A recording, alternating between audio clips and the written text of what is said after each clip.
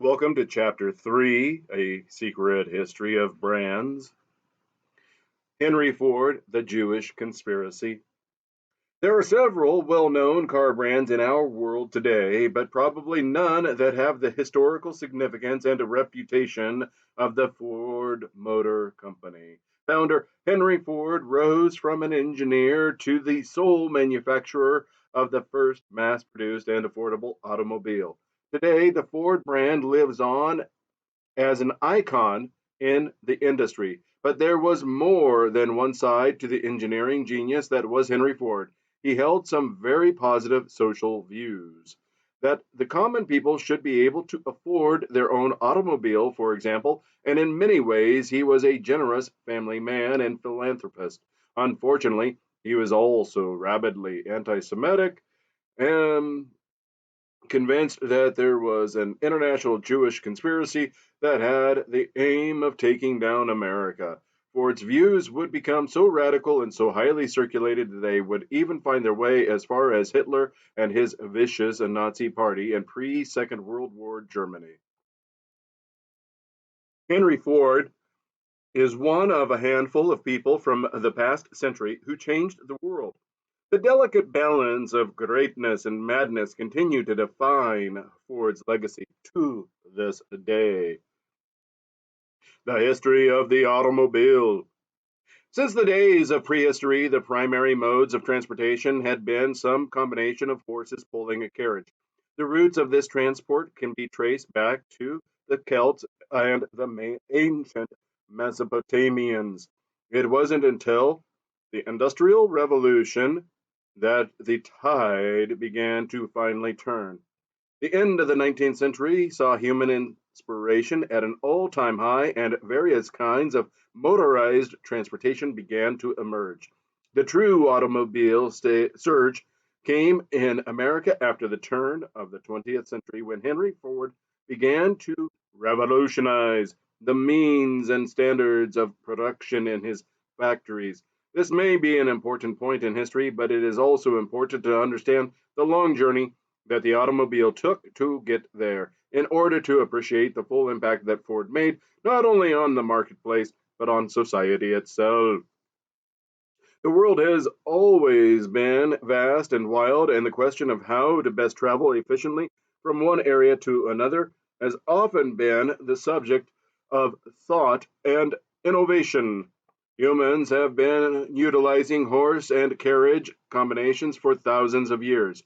The use of horses was still the most efficient answer to the concern of travel, both local and long distances, until the 18th century. The old ways of travel may have sustained the world at the time, but using a horse drawn carriage brought its own difficulties. A horse requires rest, food, water, husbandry, and care. To properly maintain a horse can be both expensive and time consuming. Naturally, when a more efficient mode of transportation was on the horizon, the days of the horse and buggy were numbered. One of the early pioneers of the automobile industry hailed from Paris, France, in the commune Boulogne Billancourt in the western suburbs. Louis Renault spent long hours working in his father's tool shed until one fateful Christmas Eve in 1898. That day, Louis Renault finished his automobile. He had saved money from his time in the military so that he could purchase a De Dion three-wheeler and modified it into a four-wheeler. The De Dion was a motor-powered tricycle, but the addition of the fourth wheel drastically changed the landscape of motorized vehicles. The Renault was able to climb hills easily and could speed along efficiently, with no clanking belts or chains. Louis drove it to a Christmas party in order to show it off. The partygoers were quite impressed, and they ordered a whopping 24 cars on the spot. Louis was ready to go into business for himself. With his brother, he established the Renault Freres Company, and they manufactured automobiles on their family land in Billancourt. The older brothers handled the business side of things, While Louis dedicated his time to the design and manufacturing angle of the company, 60 of the Renault vehicles were sold over 6 months. To purchase a Renault cost well over $1,000, approximately $27,000 in 2016, or £21,500, which made it rather expensive for the average consumer of the era.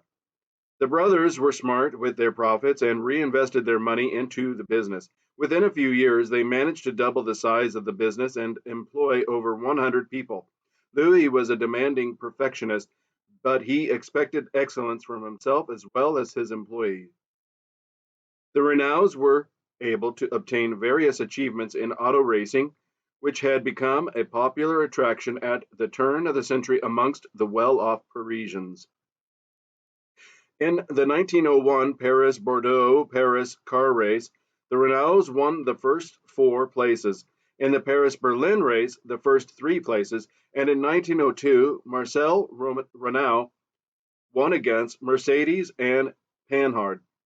The many achievements gained by the Renaults provided their vehicles with a good amount of prestige and popularity throughout France. In 1903, tragedy struck when Marcel Renault was killed after losing control of his race car, but the company continued to move forward despite the loss of one brother. With Louis taking on more responsibilities, Louis continued to develop new ideas, and one of those was to adapt their automobile to better fit the lives of the consumer.